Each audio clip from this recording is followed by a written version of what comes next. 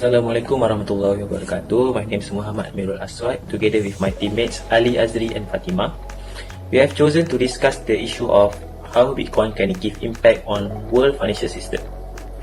So what is Bitcoin? Bitcoin is like a digital gold in many ways. Like gold, Bitcoin cannot simply create randomly. It requires works to be extracted. For example, like gold must be extracted from earth physically, and Bitcoin must be mined by using technology. So Bitcoin was invented in 2008 and released to open source in January 2009 by an unknown person or a group of people using the name of Satoshi Nakamoto. According to CNBC in 2016, an Australian entrepreneur, Craig Wright, claimed that he is the inventor of the Bitcoin. But because of the evidence provided are not strong enough, the claim rejected by many. So until now, the identity of Bitcoin's creator still remain mystery. Next, how to get a Bitcoin and how many Bitcoin can be mined. So there are three basic ways to obtain Bitcoin. First, you must get a Bitcoin wallet, then buy Bitcoin using the real money. Second, you can sell things and let people pay you with Bitcoins. And lastly, you can create the Bitcoin using a computer. This process is called mining.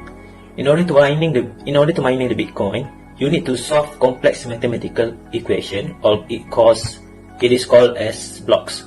So what happens next? When you crack the code, you will be rewarded with newly minted Bitcoin. On top of that, all of the transaction of Bitcoin is recorded in a public list called the blockchain. Bitcoin are stored publicly and permanently on the blockchain, which means anyone can see the balance and all transaction of any Bitcoin's address. So it makes Bitcoin to be possible to trace. It makes Bitcoin become more transparent and also stop people from making copies.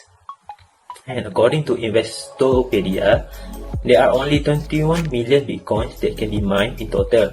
So far, around 18.5 million Bitcoin has been mined, which means this leaves less than 3 million that have yet to be introduced into the circulation.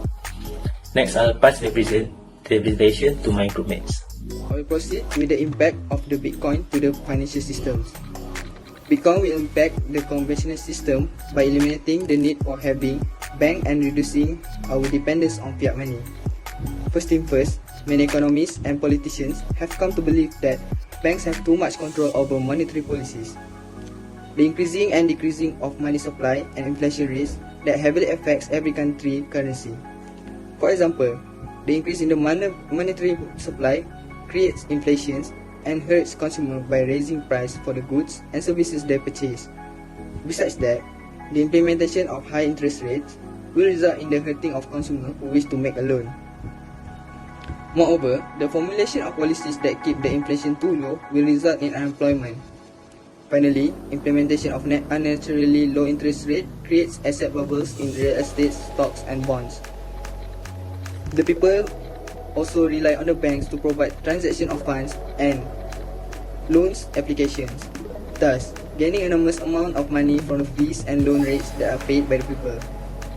History has taught us that mismanagement of policies by the banks can have atrocious results in the financial system. It is proven by events such as the Great Depression in the 1930s, 2000-2008 financial crisis, and the bank crisis. However, in the digital era, it has enabled people to engage in e-commerce.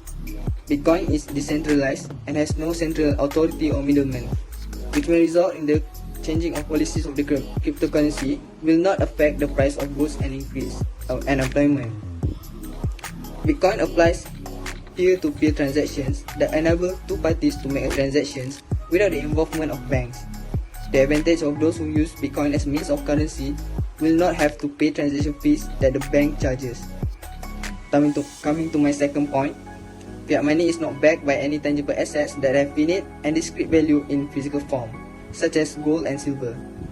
The fiat money is backed up and controlled by the government via central banks. In layman terms, they can create, which make the money infinite, or destroy the supply of money.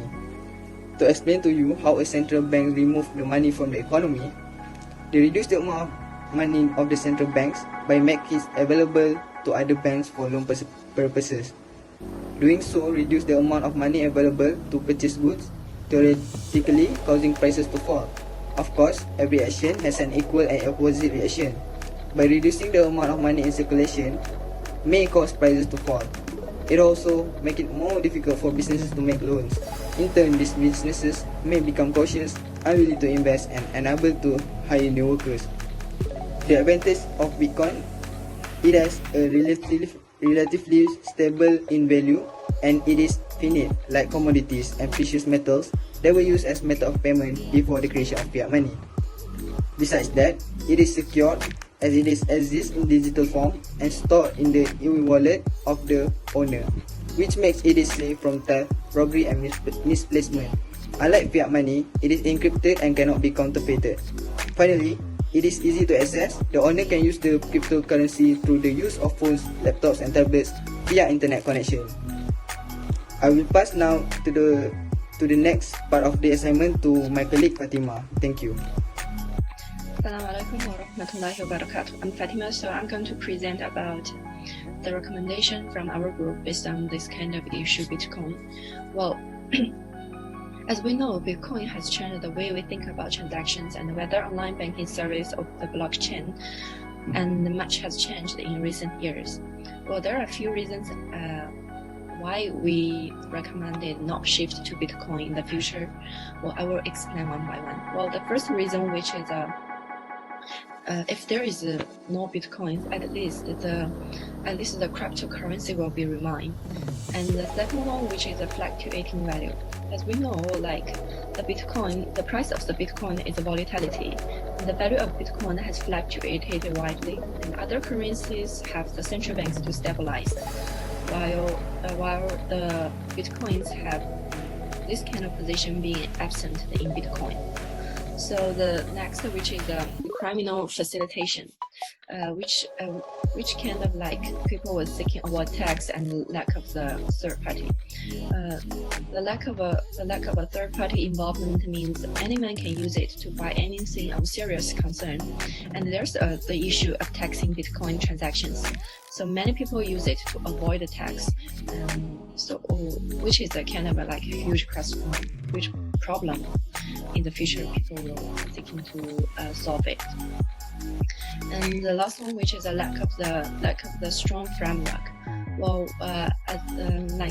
for example, like the Visa network, which can support 65,000 transactions per second, while the Bitcoin can only support 7 transactions per second. This could be a major obstacle to facilitating Bitcoin transactions at the national level.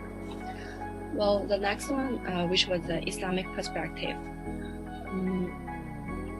As we know, as Muslims, we have basic knowledge. Allah was rejected the riba and interest, like haram and gambling, those things. But we have to keep, when we do business as a businessman, we have to keep balance and to seeking the way Allah love it. Well, there is one verse from Quran that says that you who have faith stand firm in equity as witness for Allah, even if it were against yourselves or your parents or your relatives, whether rich or poor. Allah is more worth of both. Follow not your desires, so that you may be just. Which means if you follow your desire, let's say before I mentioned the criminal facilitation, if people think about when I do Bitcoins, I would to save more and I can avoid the tax and to whether I buy anything people will not know. So that would be a potential risk for Muslims to do some bad things, which means, so from the economic point of view, we have to say when we do business, we have to keep fairness and to keep justice, to be concerned, to be care about from Allah. Yeah. So that's all from our group. Thank you for watching our kind of video presentation, and hopefully you will enjoy that. This is the resources we've been prepared for our whole presentation, and also the posters. Thank you so much. Assalamu alaikum.